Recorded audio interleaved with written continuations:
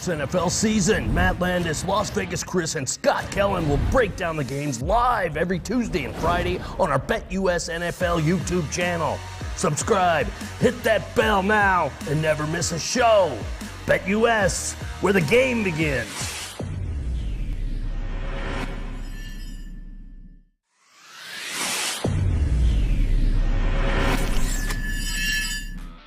The first 7 weeks of the 2021 NFL season is in the books, and we're getting ready for what is going to be a crazy week in football. Tom Brady threw his 600th career touchdown pass as the Tampa Bay Buccaneers trashed the Chicago Bears.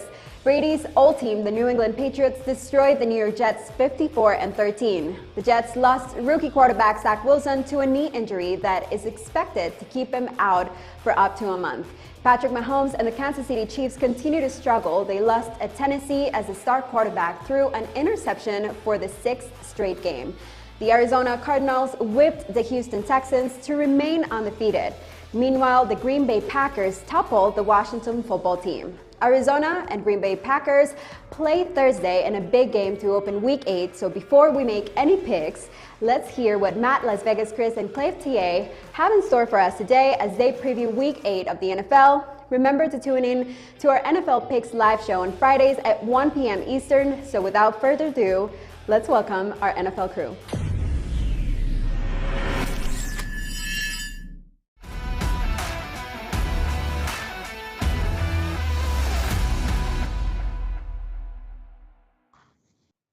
NFL Week 8 around the corner, and here to take an early look at some edges on the betting board, I'm your host, Matt Landis, joined by Las Vegas Chris, and once again, a special guest, Cleve TA, filling in today for Scott Kellen. TA, welcome back to the show. You were with us in Week 4 to take an early look at that board. What's your biggest takeaway over the last month in the NFL? Well, good to be back, so I appreciate it. I think a lot has changed since the last time I was on. I think at that time we had both Carolina and Denver were 3-0. People were talking about maybe they were going to be the surprise teams this year, and they've taken big steps back. And the Colts were looking really bad, and I was kind of pounding my chest thinking, oh, yeah, I had the Colts pegged right with the under and to miss the playoffs. And now I actually kind of like the Colts. So it's been a complete flip of the script. But it's been a great season so far. And last week was a dud of games, I think, but hopefully we get a better slate this week. So I'm looking forward to it. Chris, building on TA's point, he mentioned kind of having a change of heart on the Colts, among other things, and you've been really vocal the past couple of weeks about the need to be willing to pivot as a bettor if you want to win at this stuff over the long haul. Since the last time you and I connected with TA back in Week 4, have you had any big changes of heart in your own mind? Well, I took that position on the Colts to win the division, assuming Tennessee was going to lose to Buffalo and Kansas City. And, of course, they threw a monkey wrench into that. And they put Indianapolis into a must-win situation this week. But instant pivots, it seems like I'm doing instant pivots all the time. I can't even pick one out in particular off the top of my head.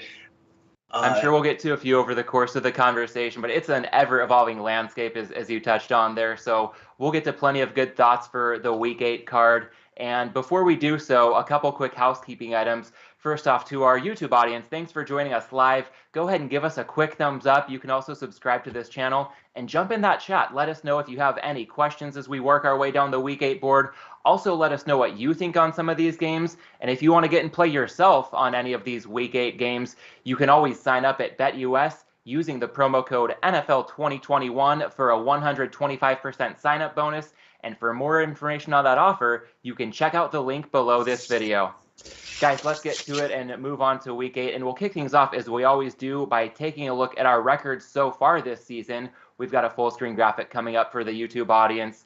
And it's looking pretty good across the board, even after a pretty strong Week 7. I'm once again bringing up the rear, 3 games over 500. Chris, you're 4 games over. And Scott, still the leader of the pack, 5 games over 500. Of course, we do have TA joining us today, and he's got the only undefeated mark among us, going 1-0 with that Jets bet in Week 4, and that just came out like gangbusters after they won outright over the Titans. It's kind of tough to fathom that result, given the trajectory of the two teams since that Week 4 showdown.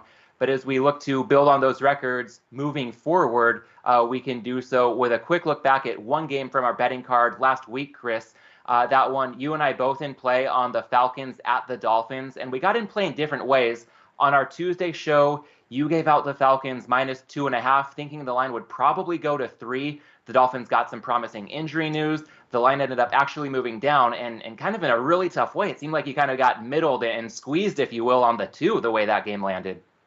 Yeah, that was brutal for me because I had already betted on the money line earlier on Monday, and it shot up pretty fast, and I just couldn't see that staying up there. And by the time we were here last Tuesday, it looked like it might just hit that 3, and I wanted to have that game. And it wasn't that far afterward that I realized that it was going to be going back down. And unfortunately, that didn't happen until they released the contest line. So I lost in the contest. I lost for the loyal BetUS viewers. And I won my bet, and it's just disappointing that I can't get across exactly everything that I can do in such a short period of time on certain days of the week. Yeah, when we're doing this in real time, it's always a bit of a juggling act in that sense. So, a game landing on 2 with those, seemingly non-key numbers, that's just, one of those things that won't happen too often over the course of the season, but it is always on the table. And fortunately, on my side of things, I went ahead and teased Miami up to +8.5 when it seemed like that line wasn't going to get to 3. And that did end up coming through. And a key reason why, something we talked about, Chris, on the Friday show, or I think it might have actually been last Tuesday when you talked about this pick, the teams in the red zone, Miami had been struggling. The Falcons had been doing really well. We saw a reversal on that last Sunday in Miami with the Dolphins going 4 for 5, scoring touchdowns in the red zone. And the Falcons, 2-5 if you look at the box score, but I'll give them credit for going 2 for 4 because at the end of that game, that last drive, they were in the red zone, but all they needed was a field goal to go ahead and win it at the buzzer anyway. But still, 4 for 5 for the Dolphins, 2 for 4 for Atlanta. So, Chris, one more follow-up here so that we can properly look at these teams moving forward. When it comes to red zone efficiency, do you think that there was anything about the Falcons looking good prior to this past Sunday that gives you a good sense of their ability to score touchdowns in the red zone? Or conversely, with Miami, even though they went 4 for 5 this past Sunday, do you still have any concerns about them just based on the way that offense is constructed? Or is this kind of the regression that you just expect to see over the course of a season? Well, we're going to talk a little bit more about Atlanta, but Atlanta, they've got some weapons. I mean, they're putting some stuff together. You can tell they're not a great team, but they're struggling. You're seeing them change, and Ridley was back, and this Pitts. Did you see the catches this guy makes? I mean, just unbelievable. And, it just seems like Matt Ryan gets in his own way still. He should be the leader of the pack as an aged veteran. And I think I look for good things for Atlanta. I regretted my Atlanta over bet that I made on season wins. I think I have a shot on that. They're 3-3 and they're in the playoff hunt. So, and Miami, geez, you got to step in front of Buffalo this week. I don't know where the spirits are going to be on that team with one win. They're really in a hopeless situation at this point, and it's disappointing because their injuries have really affected them. Yeah, well, TA, when we talk about the team that won this game, the Falcons, you have a bet involving them this week, and we'll get to that breakdown in a few moments. But as a takeaway from this game, how did it affect the way that you evaluate the Falcons moving forward? Yeah, I agree with Chris in terms of they do have a lot of weapons, and they're using Kyle Pitts finally, and they got Calvin Ridley back, and Cordarrelle Patterson kind of out of nowhere becoming the superstar. So they do have a lot of weapons. I will say, and we'll talk about it in the breakdown, you got to see who they played, right? Like their opponents have been really weak so far, both on offense and defense. So Matt Ryan's looked good, but he's faced the second easiest schedule of opposing pass defenses. I mean, it's been kind of a cakewalk here lately with Miami and the Jets and Washington, some really, really bad defenses. And the same thing on the other side of the ball. The defense hasn't played well for Atlanta, but look who they're facing. Zach Wilson and the Jets and, Tua in Miami. And they made Tua look like a superstar. I mean, he had 2 mistakes, obviously 2 bad mistakes. They were kind of self-inflicted. But besides that, he completed 80% of his passes. They allowed almost a 60% success rate.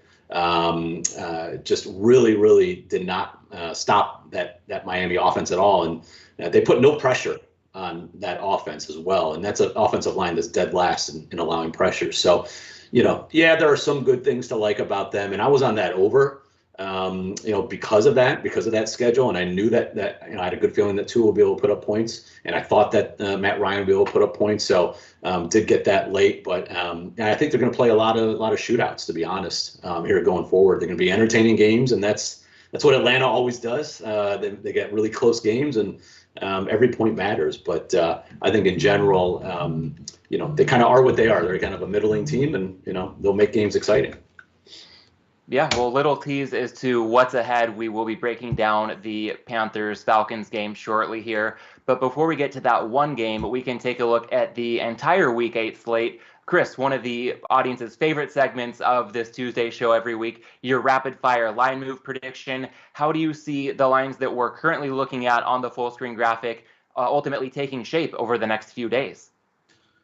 Well, just quickly touching last week, I thought the Rams would go down, and it went up to 17, which was the wrong move. And the Raiders, I said, wouldn't go below 3, and that went to 1 the other way. And that was obviously the wrong move. So just checking everything else I seem to say seemed to be good.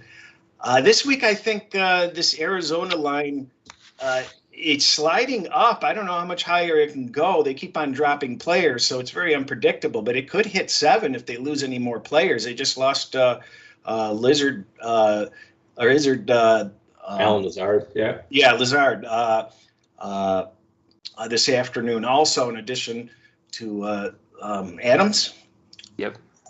And I think Buffalo actually has nowhere to go but up, even though it's at 13 and a half. I see the first 14 popping up, and I think it could even pass it. Atlanta, I think, peaks at the 3. I can't see it getting any more support than that. Philadelphia might skate a little bit up, and I think by game time maybe pops back down, but I'm pretty unsure on that one. Tennessee might skate a little bit up over their recent performances, but the Colts have a lot of support also, and it's a home game desperate situation. So I don't think we're going to see a 3 on Tennessee. I think it'll go up a little bit and bounce back down. The Rams maybe down. That's a tough call. Cincinnati might dip and go back up. I think it might be a little short, but I think that they want to play around with that 10 and get a nice position. So that might close higher than 10. Cleveland's going up unless half the teams announced out again. I think that is one way up. San Francisco went down to 3 and probably is going to sit there at the 3, I would think. Seattle seems to be nudging upward slowly. I don't know how high it's going to go, but it's certainly not going to go down from here. The Chargers, surprisingly, is going down. It was at 6. It's down to 5, 4.5. I think it could still continue to go down and see 4. Denver, that might go up. That's kind of a tough game. Tampa Bay, that should sit in no man's land. I'm not sure who's going to get behind that game because that Saints game last night left a bad taste in people's mouths. Dallas, I think, is almost at its ceiling and is going to bounce down and get Minnesota support at some point. So if you like Minnesota and you see a 3, take advantage of it. I don't think it's going to rest on 3. And who knows with Kansas City sitting at the 10. It was 13 a week ago, and it's 10. It actually may see below 10, but we already saw below 10. And when it was tested, it bounced right back up. So it's going to hover there. Yeah, the Chiefs, one of the most perplexing teams through the first 7 weeks of the season. We keep waiting for those turnovers to regress to the mean, and it just hasn't been happening. But TA, beyond any turnover regression, one of the biggest factors to line moves every week would be injuries. And as we look at the Week 8 card, what are some of the bigger injuries that you'll be keeping an eye on as kickoff approaches? Yeah, there's a handful of them. I will say that for one, we're talking about with Miami, Jalen Waddle. They've had a ton of injuries at wide receiver, so obviously he's a big one to get back. They've been missing Devontae Parker. With the Falcons, and we'll get to that one too. Their entire secondary is essentially either out or banged up. A couple of them might play, but they're definitely in some. And I know with Carolina, they've got Stephon Gilmore, who is eligible to be activated, but who knows if he's ready. He's been out obviously the entire season. I think with the Eagles here, Miles Sanders, he hurt his ankle. They thought it looked like it'd be more severe than it ended up being during the game, but he's most definitely going to be out, I would assume here. But that's going to hurt them obviously in the run game. The Texans, Tyrod Taylor, I had heard could be practicing this week and might be back. That obviously would affect the line, I think, significantly, sitting at 14.5, Chris. So that's obviously a big one to keep an eye on. I think that line could dip to 11, 12 if he's announced in. It feels like that 14.5 is kind of factoring in most of Davis Mills, but that's definitely one I'll keep an eye on. With the Jets, they've been just ravaged at linebacker. And they've got, C.J. Mosley, who missed the last game against the Patriots, and they've got two more guys, Williams and Sherwood, who could be out. I think Sherwood is definitely out. And then with the Browns, obviously Nick Chubb is a big one. We saw Ernest Johnson have a big game last week, but he's, obviously the engine of that offense, and it looks like he could be back. Baker Mayfield, I saw today a report that he could be practicing tomorrow, which is pretty surprising. I've heard locally some pretty negative reports out of that shoulder that could be kind of a season-ending injury. So that's one. The line is also moving up. I saw it to 4 points. So, that could be factoring a potential that Baker could play. I think with the Niners, they feel like they're always on this list. D. Ford got hurt last week, had a concussion, so he's questionable. And then Trent Williams, who missed that game against the Colts on Sunday night, huge part. He's the best tackle in the NFL right now, probably the last 2 years. He missed last week with an ankle injury, did not respond well in practice. So, he's questionable, and they could definitely use him against Khalil Mack in that defense against the Bears. And a couple more to mention, with the Patriots, they've got Jason McCourty in the secondary and Shaq Mason, the offensive line, who are banged up. Giants, I saw Jabril Peppers got put on IR today, so he's going to be out for a little while. And then linebacker, they've got some issues with Carter and with Lorenzo Carter, and then on offense, their wide receivers and Saquon Barkley are always a question mark, and they're going to need every weapon, I think, against this Chiefs team. So a handful of injuries that I think there are going to be pretty important, and we're going to keep an eye on all week. Yeah, well, at this stage, I think we're in a good spot to dive into that NFC South showdown between the Panthers and the Falcons. TA, in the injury rundown, you touched on a couple of key pieces in both secondaries to monitor. And as we look at the lines on Tuesday at BetUS, the Falcons laying 3 at even money, total 46.5. TA, what's your angle to get in play on this one? Yeah, I'm on Carolina, and I know it's ugly, and you got to get it at 3. I got it at minus 115. I wouldn't pay much more than that, but I just think we're buying pretty low, obviously, on Carolina after that hot start, and lately they've really struggled. Everyone's talking about Sam Darnold being benched, but this Atlanta team, as I mentioned, they're really good on offense, right? They played nobody, literally nobody. Carolina is by far the best defense they have faced. They haven't faced a single defense that ranks in the top half of the NFL when it comes to pass defense. So you've got a Carolina defense that's still playing pretty well. They held the Giants to 4.4 yards per play. It's not like they got beat up. It was really the offense that got beat up. So they finally face a real test. I mean, that Matt Ryan offense is 27th on early downs, but they're number 2 in the NFL on third downs. And whenever you get a big gap like that between early down offense and third down offense, you typically see that regress. And a lot of that is because they faced Washington, Miami, the Jets. I mean, Miami and Washington are the 2 worst third down defenses in the NFL. So they had that, the advantage and that benefit of playing those teams. And now they get a Carolina team that is top half of the NFL on third down defense. So I think the defense will keep them in the game. And I think offensively, the Falcons defense hasn't faced anybody either. We just saw Tua tear them apart. And, that's not an offense you typically, see put up a bunch of points. And as bad as Carolina's offense has been, I think they're going to be able to at least move the ball. And the secondary for Atlanta is a mess. I mentioned there's 3 guys that could be out. A.J. Terrell, the number 1 pick last year, is a top 10 PFF graded coverage corner. He's top 5 in yards per attempt allowed and completion percentage allowed. So he's been really good. So he's most likely out. They've got a couple other corners who are really banged up. So I just think that kind of combination of all of that leads me to take Carolina here at 3. And as Chris mentioned, I don't think that's ever going to go above 3. So you're getting the best number right here. When you TA, they lost 4 games in a row, and I think I bet 2 or 3 of them. And somebody in my Slack group last night said, "Tell me we're going to be able to bet Carolina." And I just ripped them. I go, "I hate you." It's something to that effect. Just bite your tongue. And I did get my numbers in this morning, and God, it just makes me sick to my stomach. I'm supposed to take Carolina again, and I look at these last 4 games, and they're just ugly.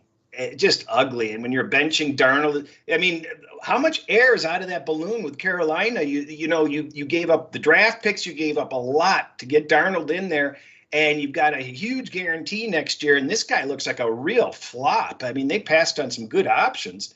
What is the spirit of that team when you're sitting them? And, you look at Atlanta, they seem to be getting their act together. Like you said, there's a real problem with the schedules and stuff, but they're coming together, and when teams come together, they can rise up to the occasion a little bit. And Carolina is basically regressed. They're my number 1 team over the last 5 weeks.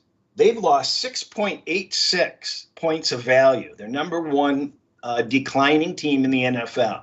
So try harder. Come on, convince me. How do they pick this Carolina with confidence, even though I know I'm supposed to?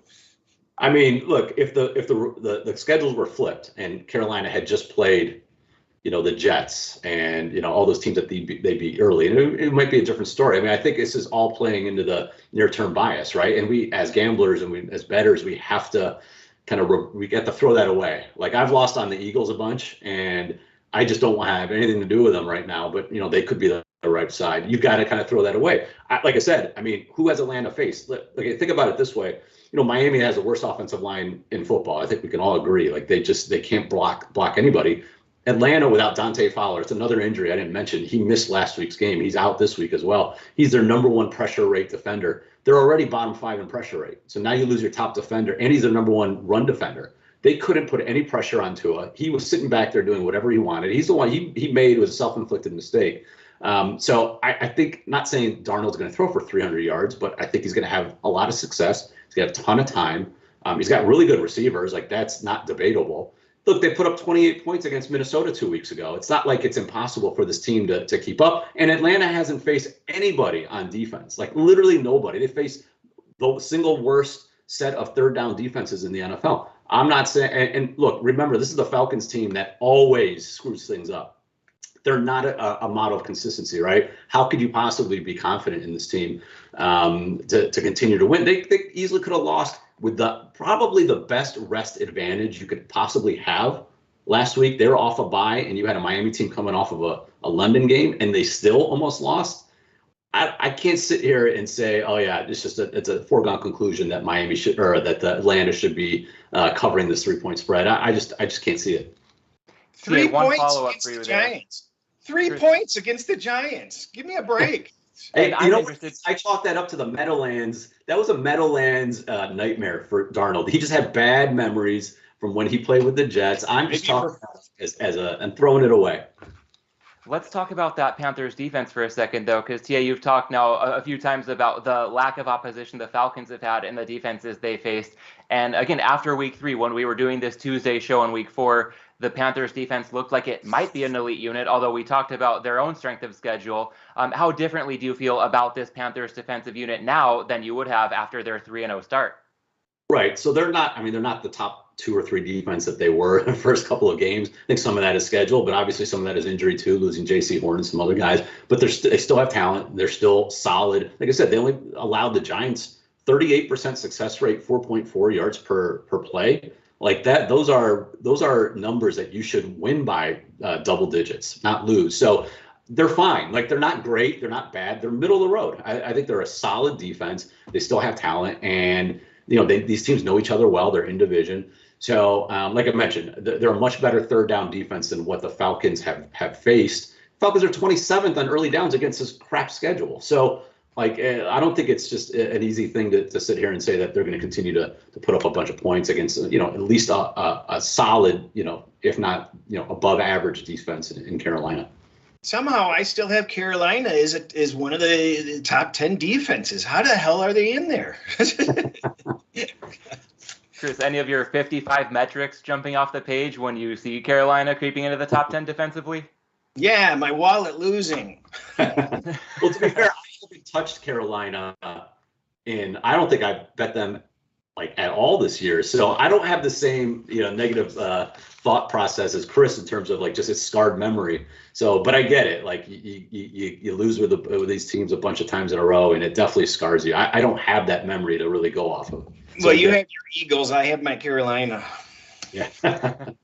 Well, Chris, one more thought. I'll toss it back to you to wrap up this game. TA touched on not being, too affected by recency bias. And at the same time, I know on last week's show, you brought up what I thought was a really savvy point. Some of these teams with early season buys, especially with first-year head coaches like the Falcons, could kind of pivot and the arc of their season could take on a much different trajectory. So based on what you saw from the Falcons and Miami and keeping that angle in mind, is there anything that, maybe has you putting more stock on the positive side with the Falcons, understanding that they did just have that opportunity to kind of regroup and transform the way they do things, especially looking at the way they're using a guy like Pitts now? Was that for me? Yeah. So talk about the Falcons and that second. No, I like the Falcons. I think they, that's why I was on them last week. I said, you've got the new coach coming out of the bye, you get the reset button. And that's why Carolina is probably a great play this week, because it's don't believe your lying eyes, don't believe these circus catches and these big player names, so to speak. It comes down to the nuts and bolts of what these teams are doing, and TA's referenced it. There's a lot of things that Atlanta does not do well, but I like Atlanta. I expected them to come out of the bye doing well, and I would think that they'd be able to build on the last game. But Carolina's in do or die right now. Let's remember, too, one last thing. They almost lost to Miami, probably should have, right? They needed a last-second field goal. In London, they were up by 3 against the Jets and late in the fourth quarter. Like, these aren't – I mean, they're not blowing teams away. They lost to Washington at home. Like, we have to put these things in perspective is all. No, you're right. Yeah, some good two-sided debate on this Panthers-Falcons showdown. Yeah, perhaps a little convincing done on TA's part. And let's test you again, TA. See how you can convince Chris when it comes to the Jags traveling to Seattle to take on the Seahawks. Because right now, as we see a graphic on the screen, Chris and I still officially passing on that NFC South showdown. TA on the Panthers +3. Next up, we're going to talk about, a game with a little bit less luster when we look at the football matchup, but perhaps still plenty of betting value. Jags traveling to Seattle, where the Seahawks, a juicy -3 favorite, total 43.5. And TA, you're on play on another side in this one. Yeah, I'm on Seattle -3. Again, I laid 120. I think I laid 120.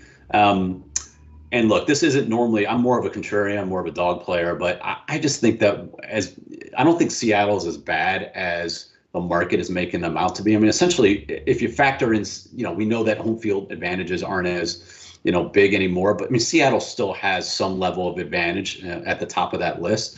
It's a very long flight for Jacksonville. So there is some level of home field there. You're essentially saying these teams are virtually even. I can't imagine that. Look, Geno Smith isn't great, right?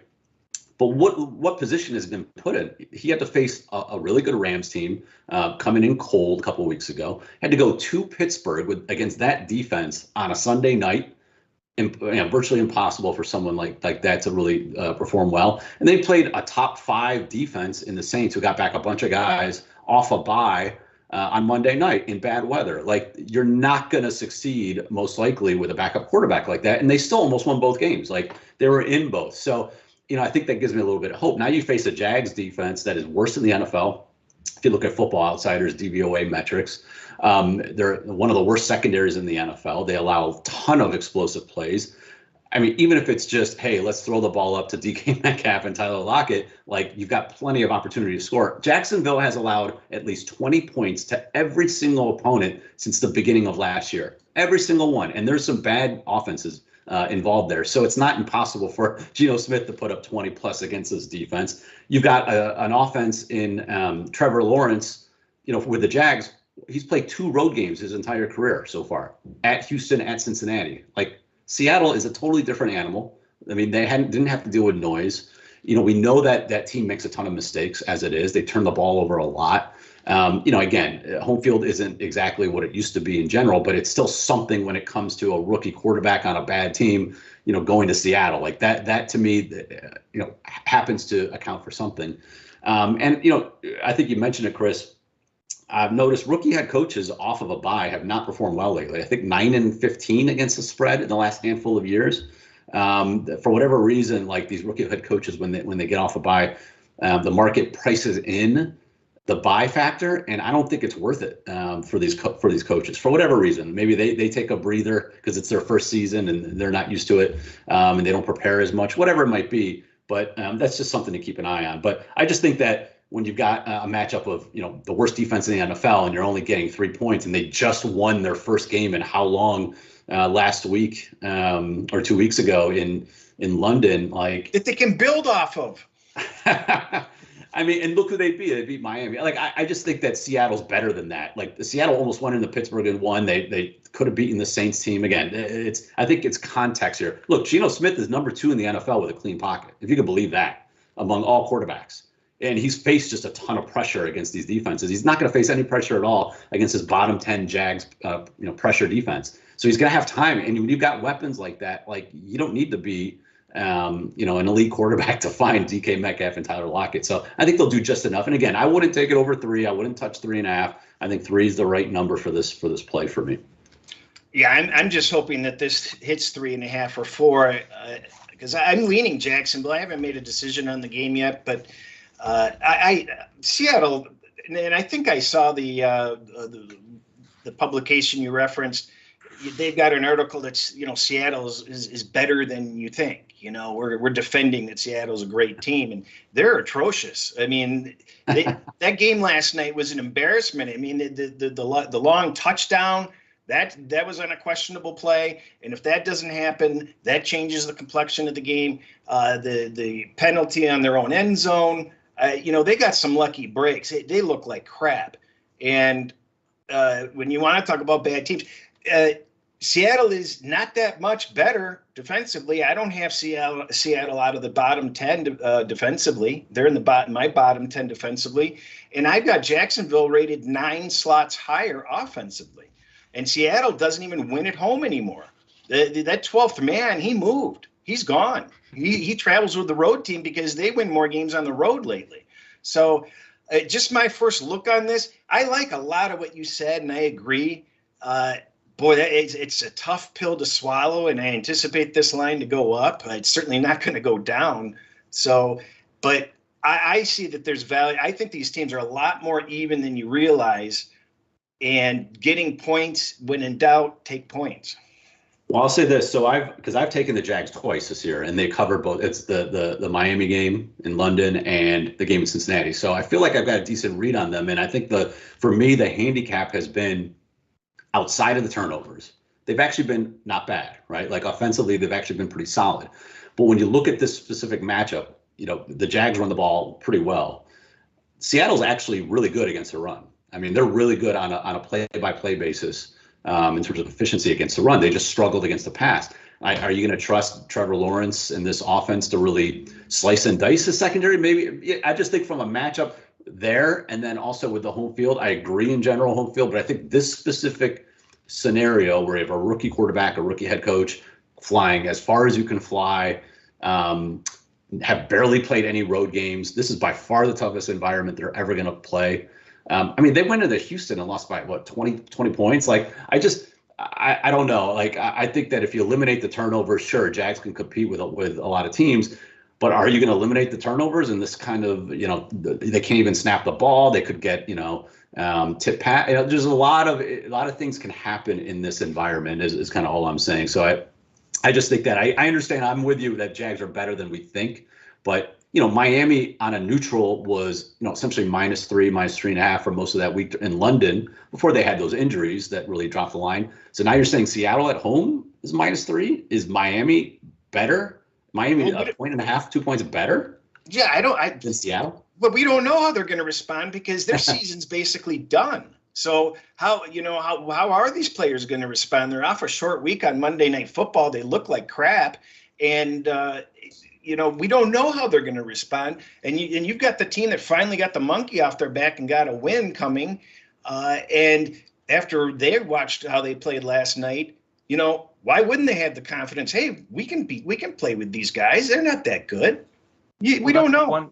That's one more thing I wanted to follow up on. Taking the Seahawks in this one. Chris touched on, they're on the short week. A lot of people who handicap this situationally would call out, okay, Seattle on the short week, the Jags off of their bye. Of course, you could have looked at the schedule months ago and known that was going to be part of this equation. Do you think that factor is fully built into this line? I think that the bye week has been overvalued in the NFL for a while. I think we see time and time again. Look, I was on the Colts last week, for example, right? +4. And a lot of it was, Shanahan and San Francisco's off a bye. Well, he's been bad off a bye. Like that, I think it's just completely inflated some of these lines the wrong way. Even if it's a half a point or a point, I think it hasn't been as impactful. I think certain situations it can be impactful, but I don't think it is here. I'm not sure. I mean, winning as a young team going into a bye, like who knows if those young players for Jacksonville were partying it up for the last week too. Like, are they? I mean, I don't think it's always a positive to win like that, get a big monkey off your back going into a bye. I think you kind of, and again, we're guessing here, right? Like anything could happen. With a role model like Meyer, there's no way they're out partying and being irresponsible.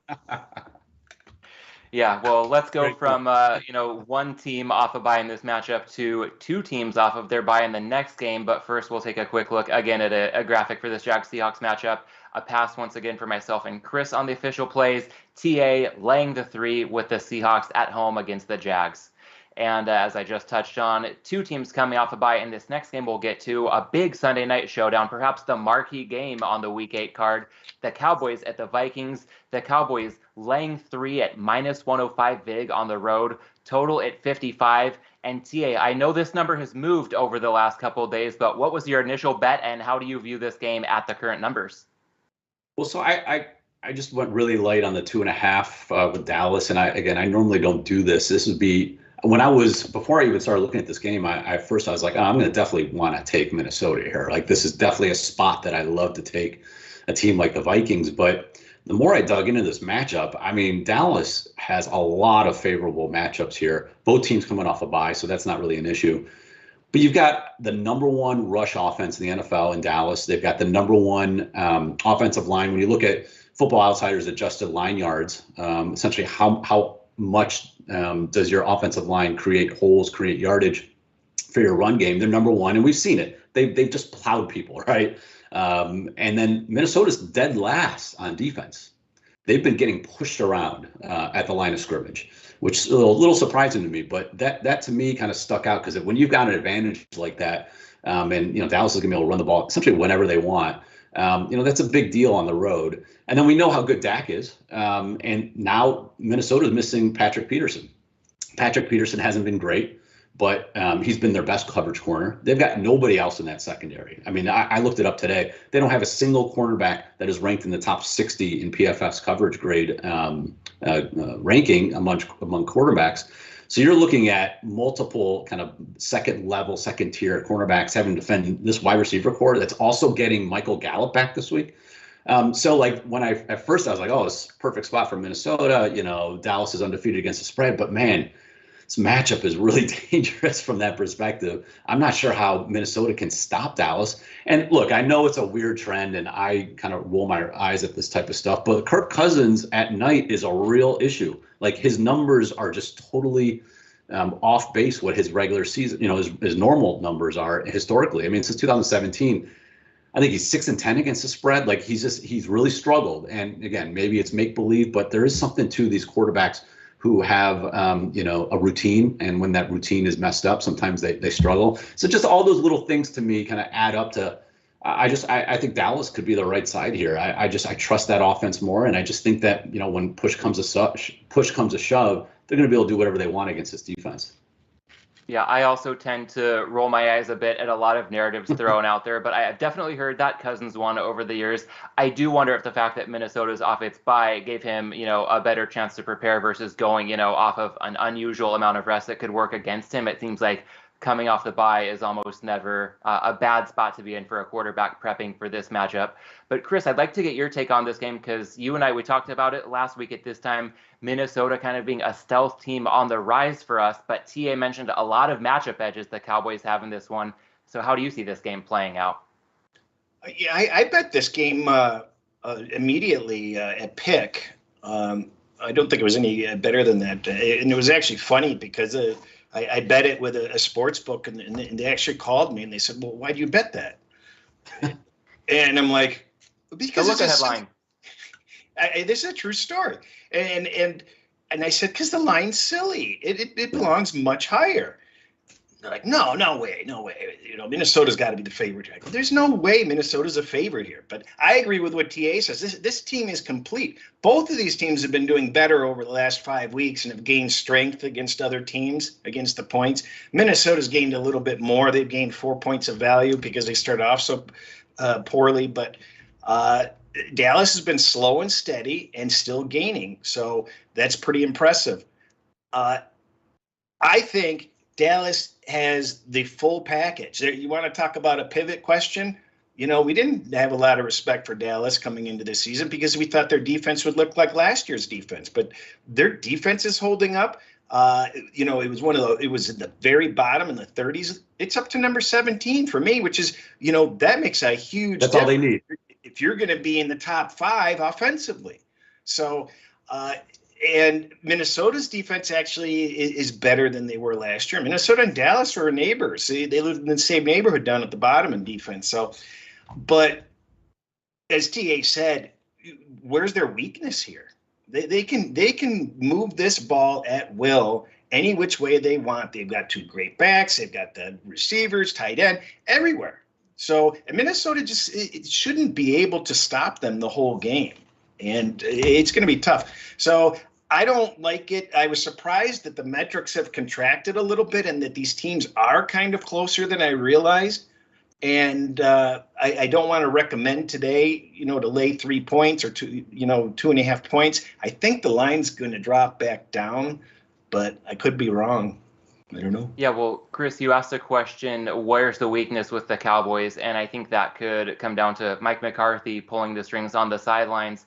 Because if they don't end up winning that game in New England, I think there's a lot of questioning about the way he handled the end game, kicking long field goals on 4th and short, and he ended up getting bailed out. But some pretty shaky process has been rewarded with pretty positive results over the first 7 weeks. And the Cowboys are good enough to overcome a lot of obstacles, even if those are self-inflicted obstacles.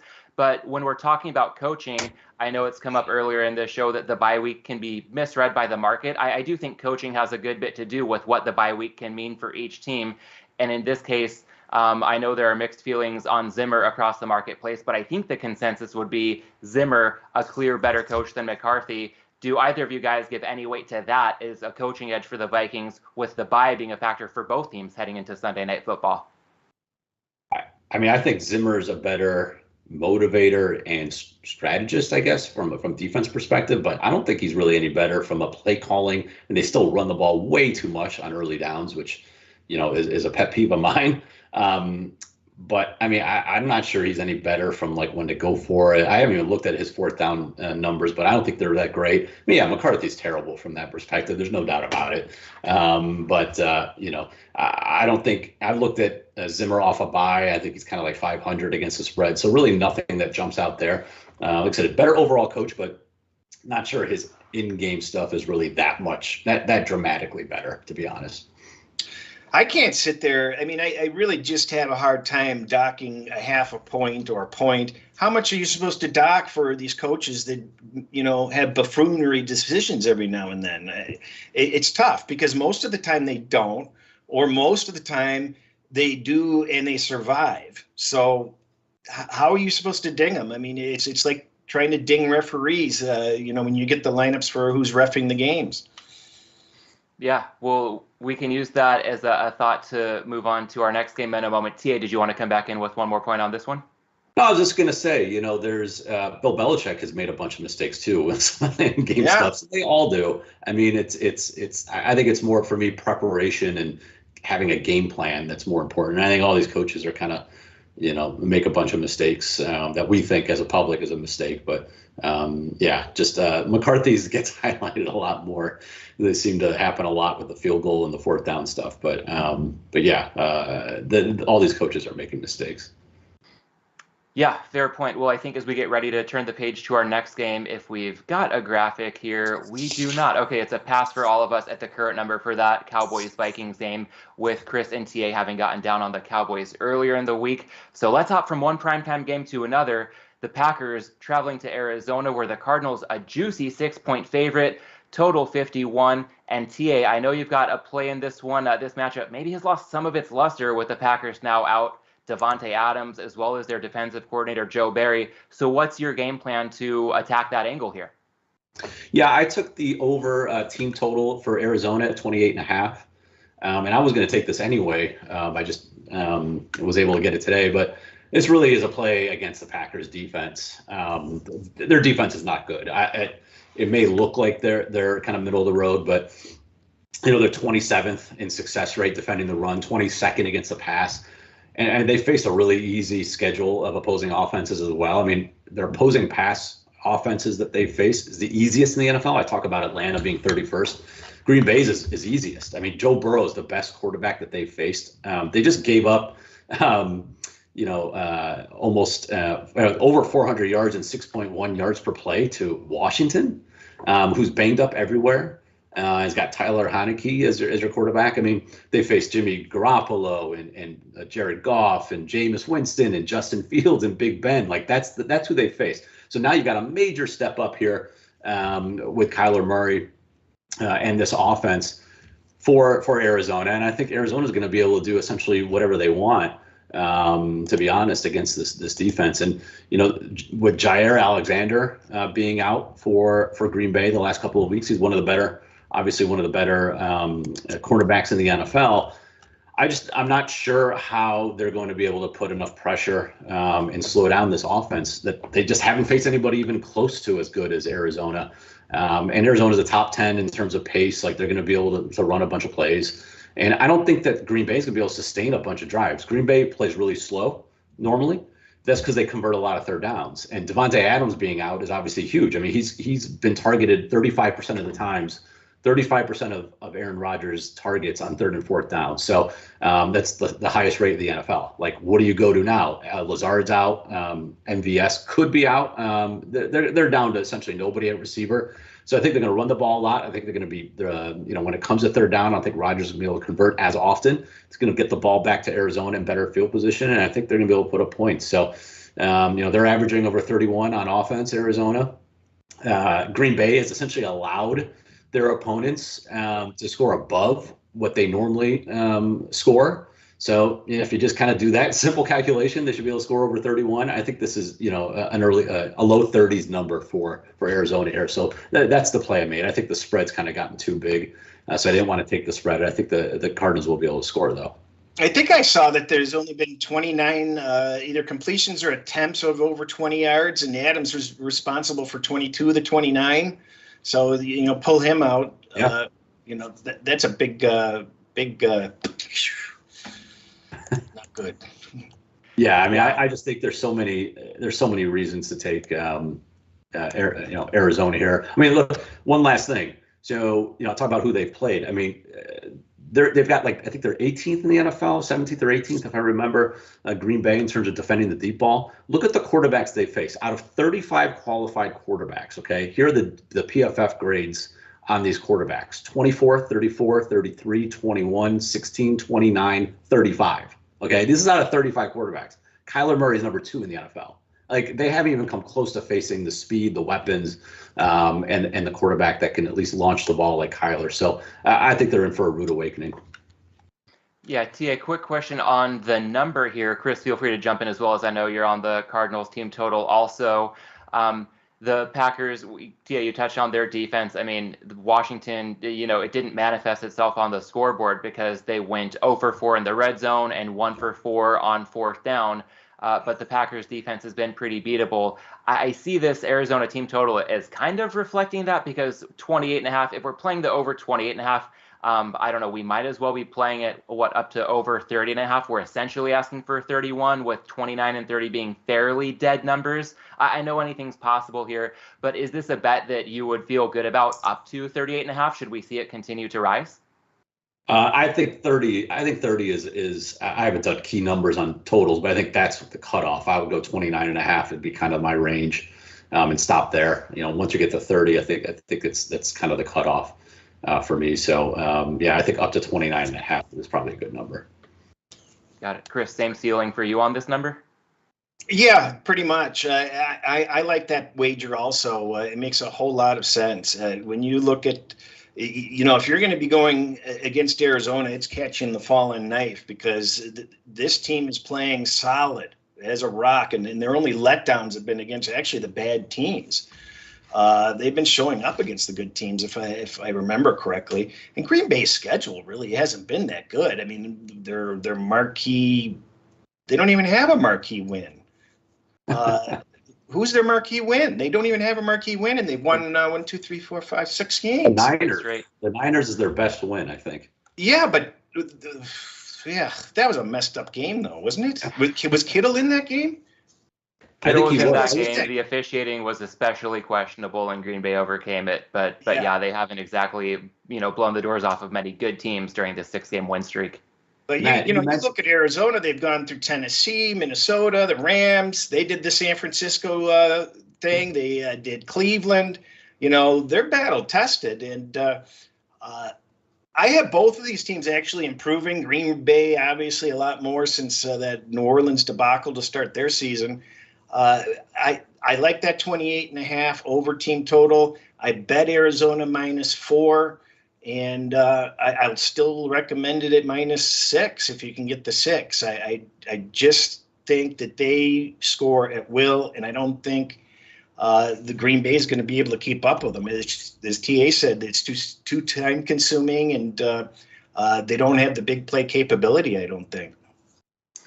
A couple of things real quick. Matt, you mentioned, that Washington last week they put up a bunch of yards that just didn't convert to points. I mean, I looked it up. The Packers defense is 3rd in the NFL, and opposing drives that have resulted kind of failures. So that's a punt, missed field goal, a turnover, or a 4th down miss inside the 40-yard line. So once teams get to the 40-yard line where you figure they should score something, they're 3rd in the NFL. And a lot of that's luck based. I mean, some of it, they perform well, but opposing kickers have only made 57% of their kicks against Green Bay. That's number 1 in the NFL in terms of the biggest failure rate. Like, those are some of the hidden factors here. Matt Prater's a really good kicker for Arizona. You're indoors. Like, those are some of the hidden things that, maybe aren't factored totally in some of these numbers. So I think you could take advantage. I mean, Arizona's only scored less than 31 points once this entire season. I just think this is heading to a 30-plus output for the Cardinals on Thursday. As you mentioned that, I think of the notion that I heard from somebody I really respected years ago, talking about basketball, but, touching on the notion of there being no such thing as free throw defense. So if you had a team, that was just getting lucky with opponents missing free throws, yes, in the NFL, you do get the opportunity to try to block field goals, and there is some skill involved, but it can be an awfully noisy stat. So I hear you there, TA. And Chris, one more point I want to circle back on with you. It looks like based on our notes here, your metrics have the Packers as a below average offense. Yeah, they're only number 17 on my list. I mean, they haven't done a whole lot. There's been a lot of holes. I don't know specifically what to point out why they come in that low. I noticed it right before the show, and it kind of surprised me that they were that low. So just a point of mention. Yeah, well, we've got both of you guys on the Cardinals team total over 28.5.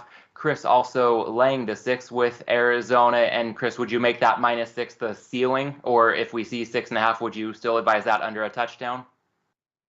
Yeah, I mean, I think you really have to go with them at this point. I mean, the 6 is an important number. But, if I hadn't laid the 4, I'd be laying the 6 or the 6.5.